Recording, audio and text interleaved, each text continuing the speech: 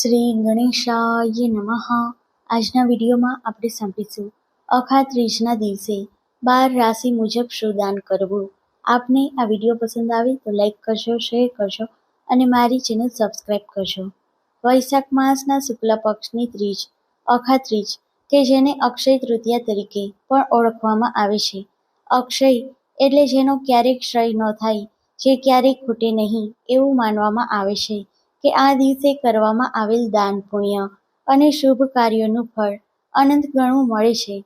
હવે આપણે 12 રાશિ મુજબ શું દાન કરવું તે જાણીશું. મેષ રાશિ: ગોળ, લાલ વસ્ત્ર અને તાંબાના વાસણનું દાન કરવું ખૂબ જ શુભ માનવામાં આવે છે.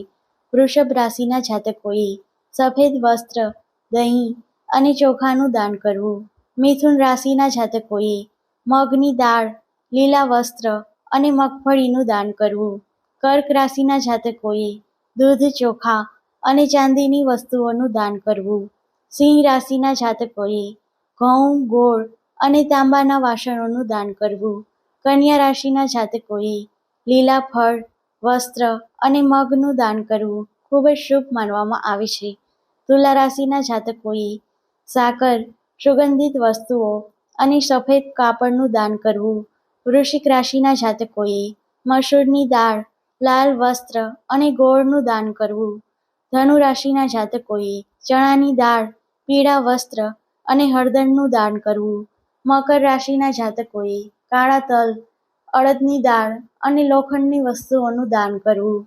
કુંભ રાશિના જાતકોએ તેલ, કાળા તલ અને નીલા વસ્ત્રનું દાન કરવું.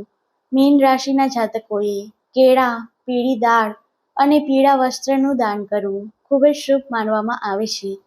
શાસ્ત્રો મુજબ અખા ત્રીજના દિવસે માટીનું નવું માટલું પાણી ભરીને દાન કરવું ખૂબ જ શુભ માનવામાં આવે છે.